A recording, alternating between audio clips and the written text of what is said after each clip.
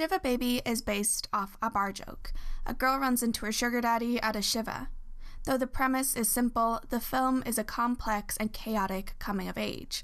It is the debut feature from writer and director Emma Seligman, adapted from her short film of the same name. It tells the story of Danielle, a graduating college student who sidelines as a sugar baby. The film revolves around a Shiva, a Jewish observance consisting of a week-long mourning period after someone's passing.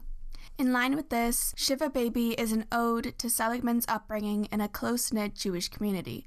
Everything from the characters to the setting is wholeheartedly Jewish.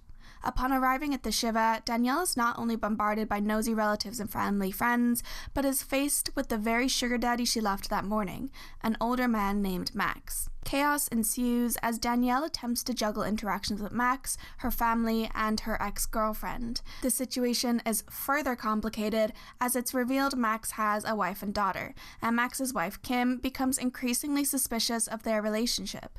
The claustrophobia-inducing coming of age explores themes of sex, bisexuality, and post-grad anxiety, linking each in a powerful deep dive into the paradox of sexual liberation.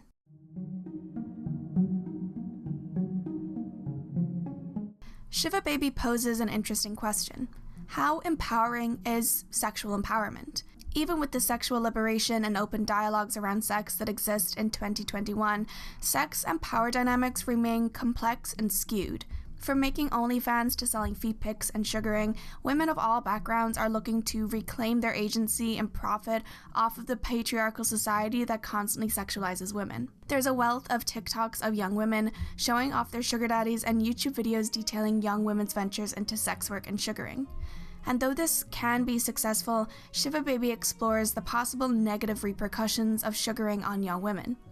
This video is by no means a condemnation of sex work, as it is and can be a viable path for a lot of people.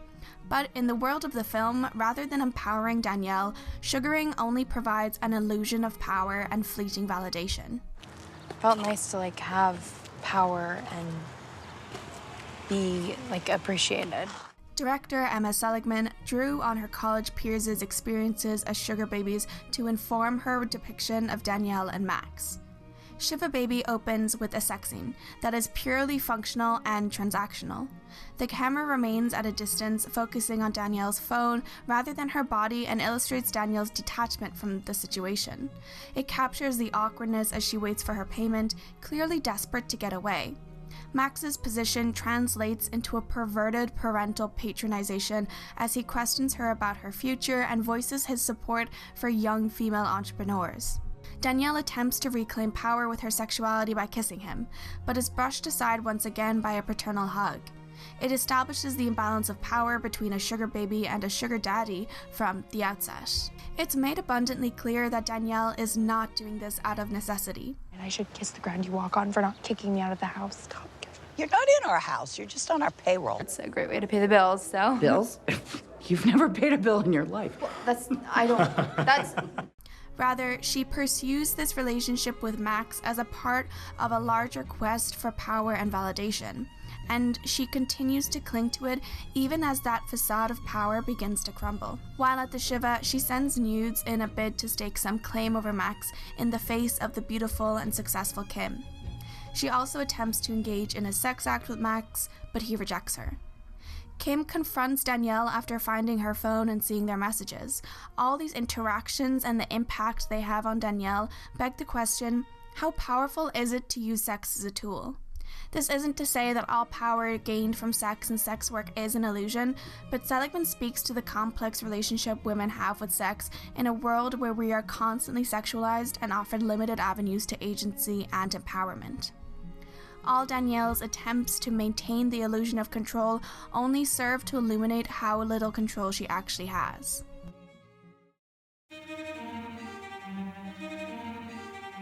I wrote this in my Letterboxd review, and it still holds true. As someone who watched Uncut Gems in the cinema and Shiva Baby from the comfort of my own couch, Shiva Baby tops it as the most stressful film viewing experience I've ever had. Shiva Baby straddles the line between a comedic coming-of-age and a psychological horror film. Once the principal conflict between Danielle and Max is established, every moment is steeped in anxiety. We bear witness to Danielle's control slowly but surely slipping through her fingers. The stress of her graduation is directly linked to her sugaring and the paradox of sexual liberation. Danielle is forced to confront the lack of control she has, not only in relation to Max, but because of that post-grad limbo that comes with being in your early 20s. Seligman seamlessly blends different elements to create an overwhelming sense of claustrophobia. The score, composed by Ariel Marks, sounds like it was ripped right out of a horror film. Eerie, grating strings bolster the story's tension as it becomes a house of cards threatening to topple at any moment. Then there's the baby. There's something about a baby crying that assaults your senses and fills you with a desperate need to escape. All of this paired with tight close-ups, shallow focus, and overlapping dialogue results in a completely subjective experience of Danielle's inner chaos. She's continually accosted by family, friends, and relatives, interrogating her about her eating habits, her studies, and her post-grad plans. From piercing stares to whispers in corners, every attempt to escape is met with a hurdle, and Danielle trips over every hurdle until she finally breaks. In an interview with Variety magazine, Rachel Sennett, who plays Danielle, said, "This movie shows that being a young woman is a horror movie. Nobody else at the Shiva is in a horror movie.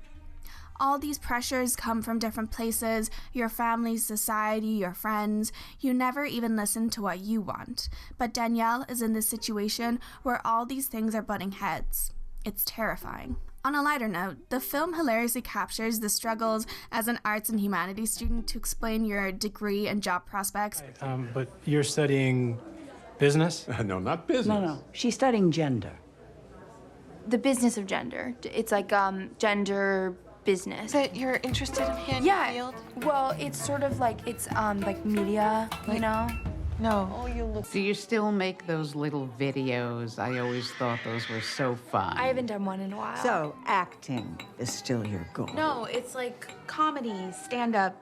Also, I'm still wowed by how Seligman maintained her suspense and engagement despite being largely confined to one location. Props to her and cinematographer Maria Rush for keeping the momentum without a dull moment.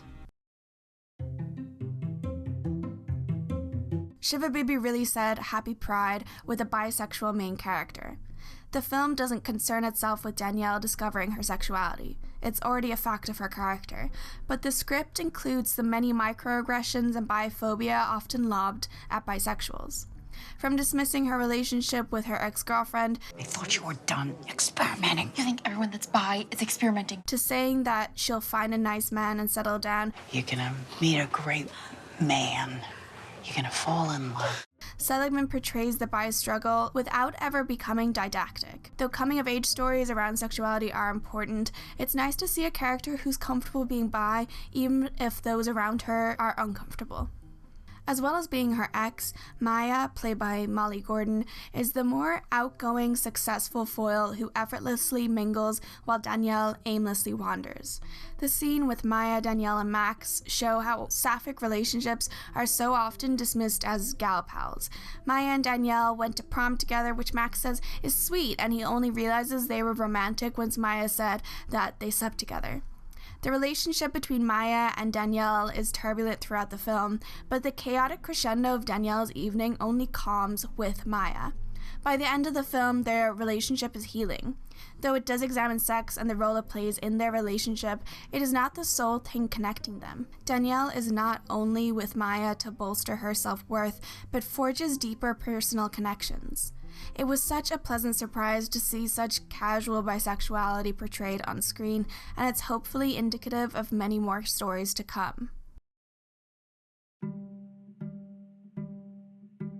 Shiva Baby seesaws from control to chaos, keeping the audience on edge at all times. The conflict between Danielle, the Shiva Baby, and those around her is incredibly layered as she clashes with her family, her sugar daddy, his family, and her ex. The film poses questions about sexual liberation and its ability to empower.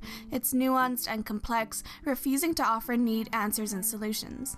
Seligman's 78-minute film packs a hefty punch, and though the film may descend into chaos at some points, she maintains tight control over every aspect of her debut feature.